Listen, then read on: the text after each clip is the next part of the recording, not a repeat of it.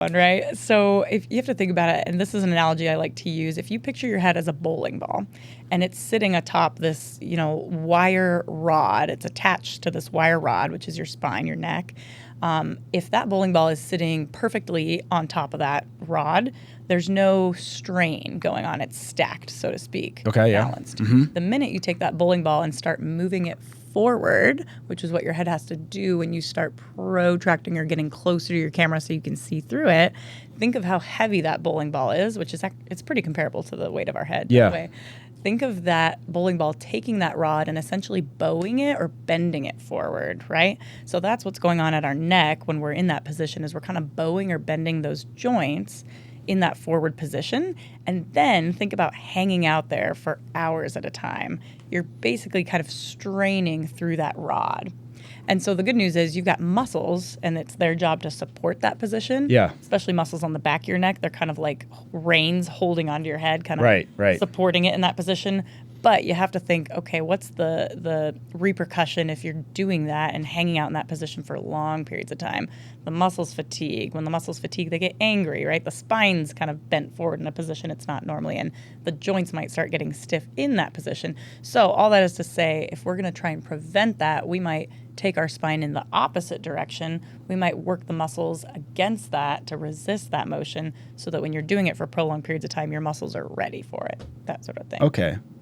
Yeah, and so with that, like, what can you do then in that scenario? Like, what are those exercises? Yeah, so if we were to maybe even just look at that movement right there, like the neck and protraction is when your head is forward and your chin's kind of jutting out. You're trying to look through, right, a lens, or you're sitting at the computer, right? Yes. And you're trying to see what you're doing, Yes. and so everything's forward.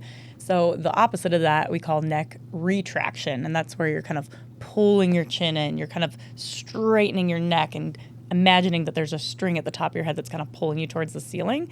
So just getting into that is kind of what we call like good posture, right? And we all kind of know what good posture is. Yeah. But if you want to strengthen the muscles so that they can pull you into that, or strengthen you when you get into that poor position, you might do a resisted neck retraction, which might look like, you put a band around your head and you kind of pull yourself into that nice, tall, aligned position. That's just like one example. Yeah. The nice thing is a lot of the CrossFit movements we do, think of even like a deadlift, a lot of those muscles are active Right. if we're thinking about them. Mm-hmm. And so a lot of times I'll see people with a deadlift and they kind of let their neck and their chin hinge, so to speak. But if you can kind of get your neck into that really good position, those muscles on the backside of the neck will also be active as you're primarily working your posterior chain. So it's like something as easy as bringing a resistant band with you and literally just bring your neck back. A few reps of that in between, the hour that you're on the floor and having. Oh, that's okay. Yeah, so you might take little breaks where then you're working your body in the opposite position. Right.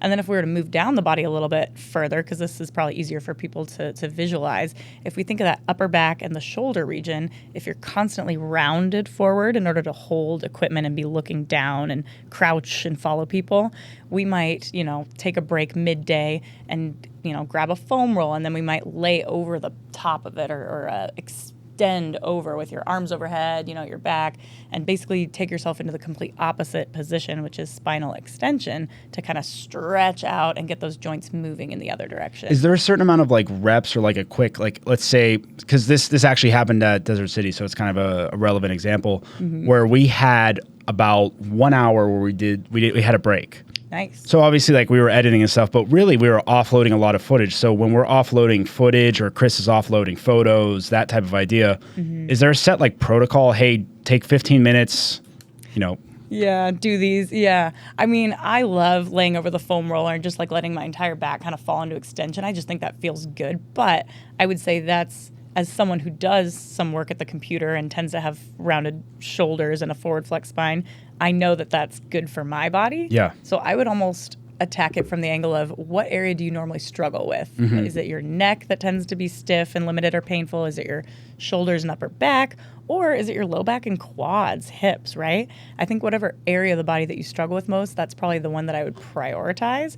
And like, let's say you're more of an upper body achy pain type, creative athlete, and you're doing a an hour on the floor and then you get that hour break, maybe I'd do some of those banded neck retractions where I'm resisting into that position, and then I'd lay over the foam roller for a minute or two. Okay. And just, kind of pick and choose what applies best to your body. Awesome.